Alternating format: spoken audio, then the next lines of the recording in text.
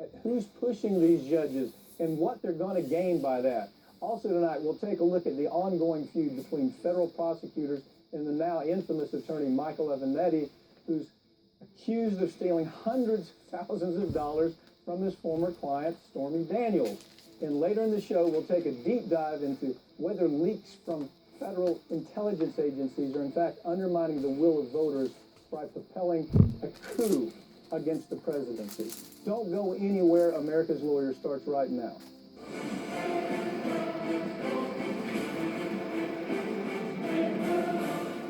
Barack Obama left office with more than 100 vacancies on the federal courts, and Donald Trump and the new Republicans in the Senate did not waste any time filling these seats.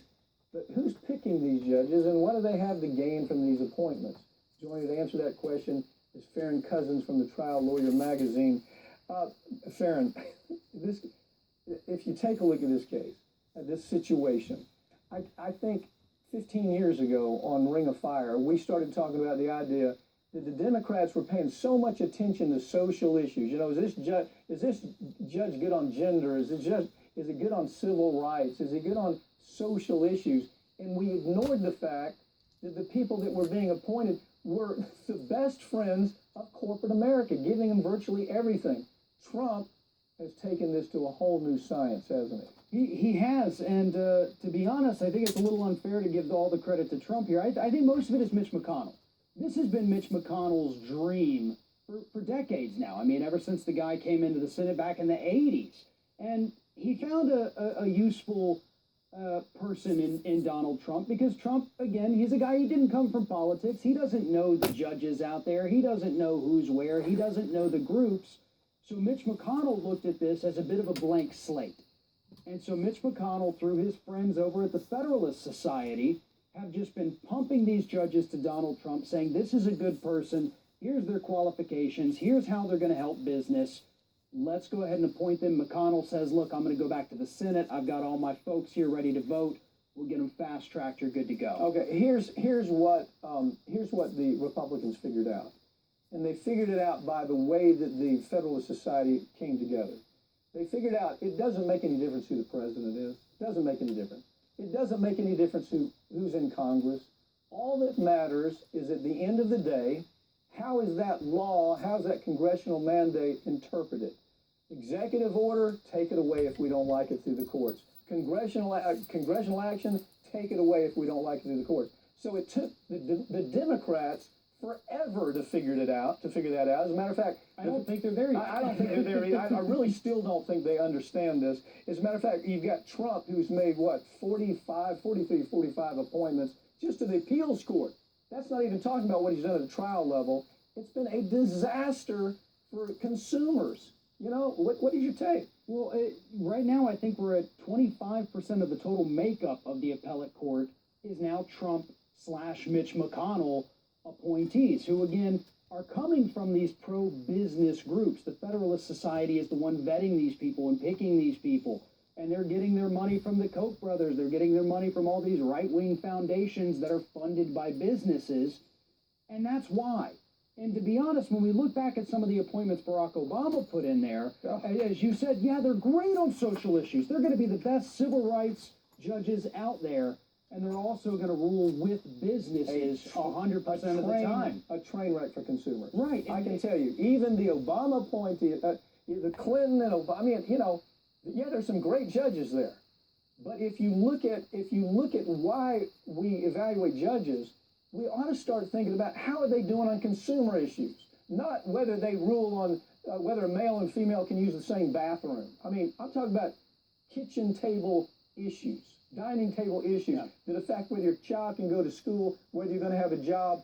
These judges, whether they're Democrat or they're Republican, are horrible on consumer kinds of issues. Now, let me tell you something. Give me your idea of how this has shifted so dramatically. How have the Republicans taken this and they've really made it work for them? I mean, how have they gotten here? What was the difference between what they did and what we saw with Obama? Well, what the Republicans did was they had the perfect storm. You have the presidency and you have the Senate. House of Representatives doesn't matter when it comes to the courts. And because of that, Mitch McConnell said, listen, we've got a big majority. We're going to change the blue slip rule, which means... Talk about that. Right, the blue slip rule was where if the judge was from your state and you being the senator from there said, no, I don't like this judge, in the past, traditionally, they would just say, okay, well, it's your state. We won't pick You could this hold person. it up. You could do Right. whatever you want to. Mitch McConnell said, nope, that doesn't matter anymore. And because of that, they can now fast track these people. They don't have to get approval from both sides. They've got their big enough majority that everybody can get an up and down vote and go in 50 votes, not 60 votes. Right. Yeah. And because of that, we have seen this fast tracking. And it is because, as you said, Republicans know that the presidency is going to change hands all the time. Senate will, House will.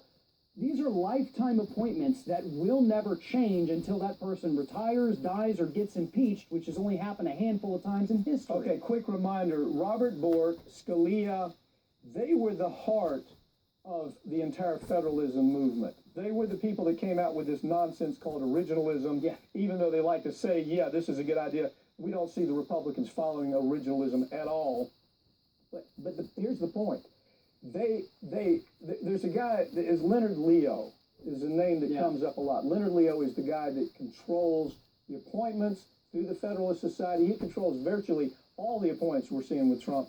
And the truth is, until we're able to get the Democrats to understand the appointments matter even more than the Supreme Court, even more than the presidency, I think we're going to be. Well, we're looking at, I mean, just real quick to throw a number out there, about 80 cases a year at the Supreme Court, 50,000 decided in these lower courts. Well, so you tell me which one is more Yeah, important. 80 versus 50,000. I'm going with 50,000. Lawyer Michael Avenatti and his lawyers argue in court that he's somehow the victim of a political witch hunt. But the charges against him say otherwise. This guy is a bottom feeder of all. Now, in fairness to you and me, we've been after this guy a long time. Right. We've been talking about what a fraud he is for a long time. Matter of fact, didn't he write you one time and say, yeah. get off my back, or something worse than that? Yeah, he had a very colorful message that he sent to me on Twitter right before blocking me, so I couldn't respond. Yeah. But basically, all I did was call him out. He was, fretting about politics of the day, and I said, hey, listen, you probably need to focus more on your cases here because you've been charged in multiple different states for multiple different crimes. Why don't you just back off the politics of the day? Quick rundown: fraud, embezzlement, perjury, tax evasion, extortion. I go on forever. And these are real cases. Yeah. This doesn't have anything to do with Trump. It had nothing to do with Mitch McConnell. It has nothing to do with Republicans. Look, just to put it in perspective, one case where he stole multi-millions of dollars from a blind paraplegic that he represented, ended up buying a jet airplane. Right. He stole money, allegedly, according to the indictment. Yeah. But he stole money from Well, this. grand jury, some of it is grand jury. Right. Yeah. From the mentally ill, paraplegic client to buy a private jet. Yeah. I mean, that is about as cartoon villainly level as you could possibly get. But here's the thing. His lawyer last week goes into court for the second time and says, listen, my client, Michael Avenatti, everybody knows who he is because he's the huge anti-Trump guy, and now he's being targeted with all these cases. And to her credit, the judge here said, you're telling me that Bill Barr is behind this and that he's a lapdog for Trump. And whether or not he's a lapdog for Trump, that doesn't matter. But this is an independent court. Right.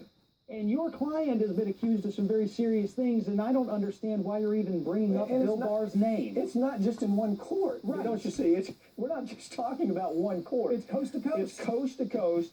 And this is a guy that, look, he runs his firm into bankruptcy. They declare bankruptcy. Of course, the media, MSNBC, CNN, he becomes their darling. Okay, they don't do any due diligence on this guy.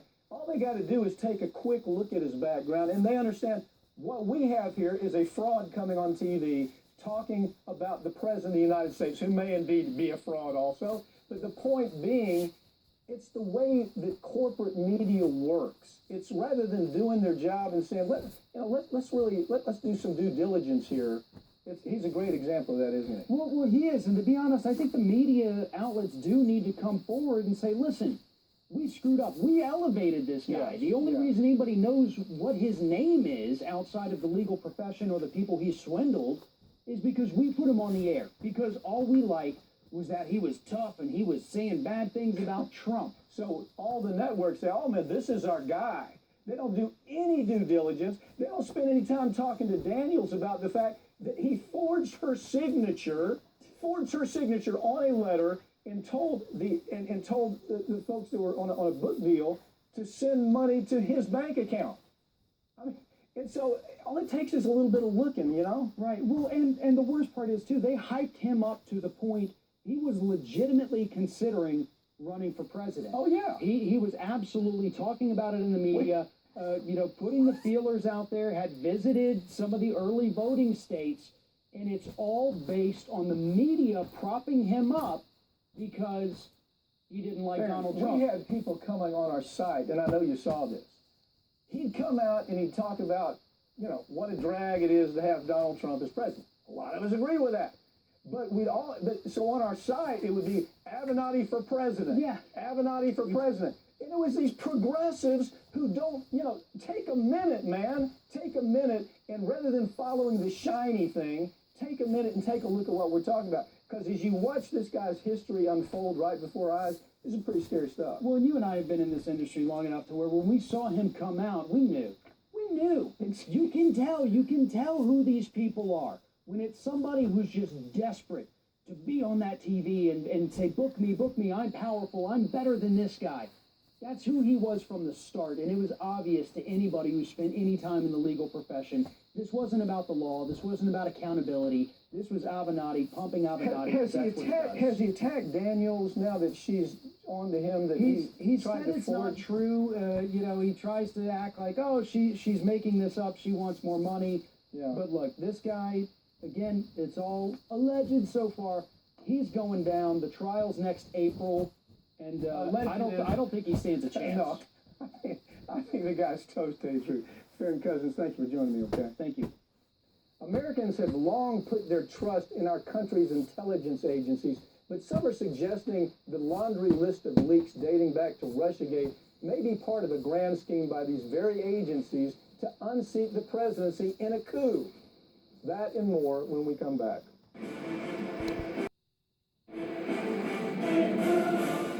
Speculation continues to swirl around Washington regarding the exact identity of the informant who publicized Trump's exchanges with Ukraine, but many have their doubts that this leak can be traced back to an individual. After all, we've seen a cozy relationship develop between the federal agencies and the media when it comes to leaking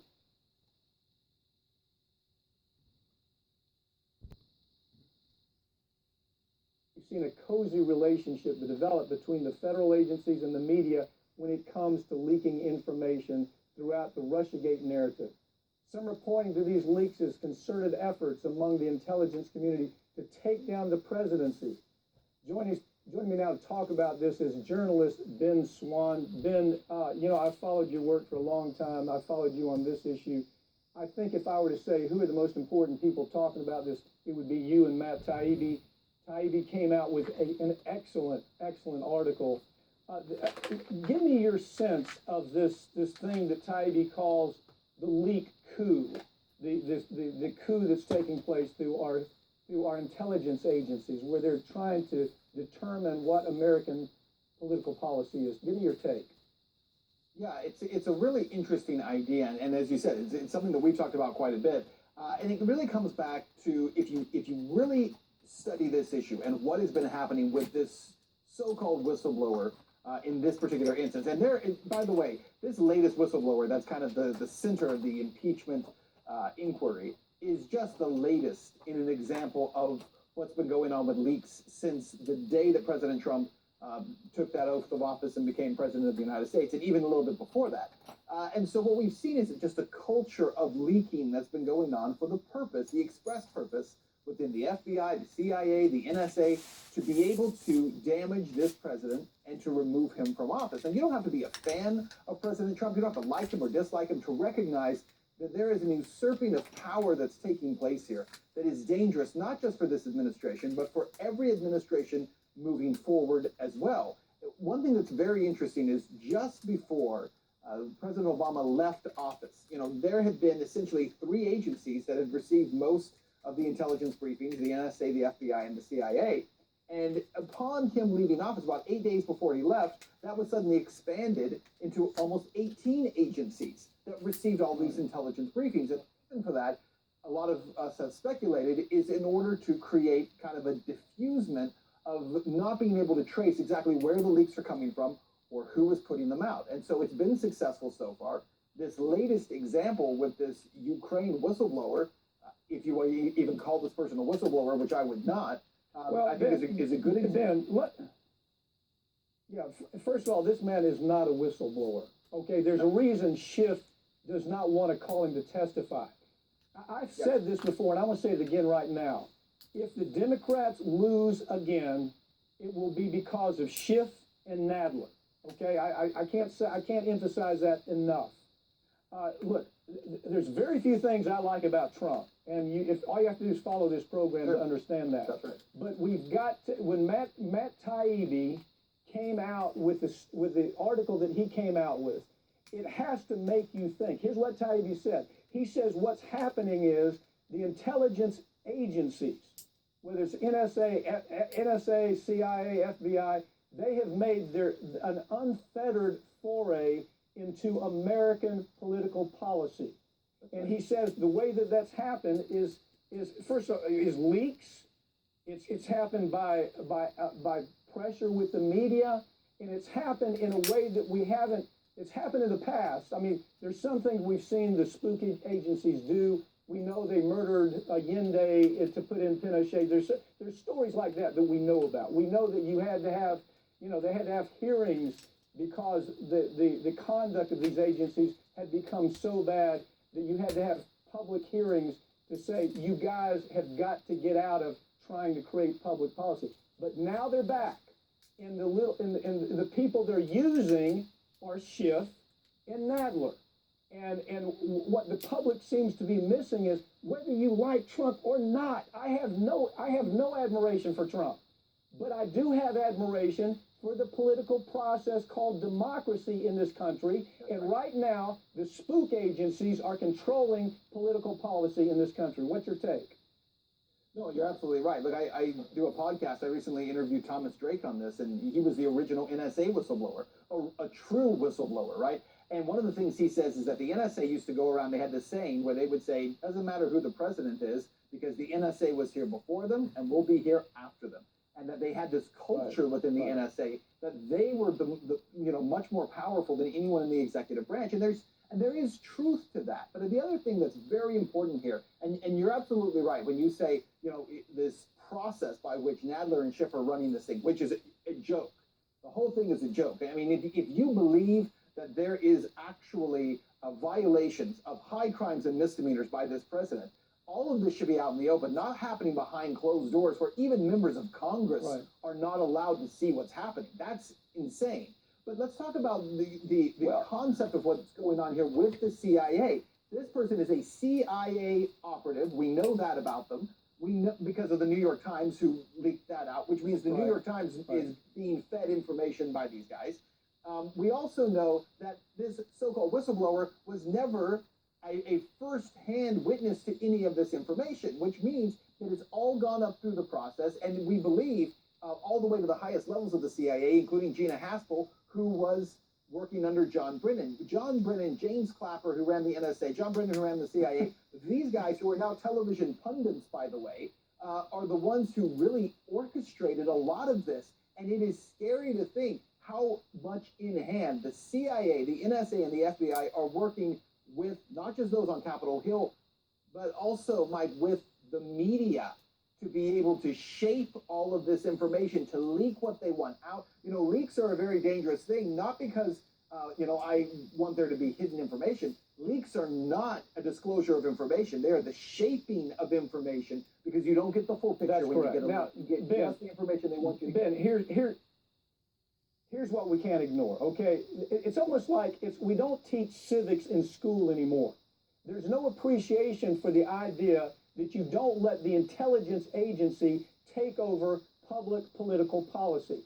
But here's what we've seen of our intelligence agencies lately: kidnapping of foreigners, assassinations by drones, network of secret prisons that we don't even know about, spying on Americans without any regard to any rules or regulations.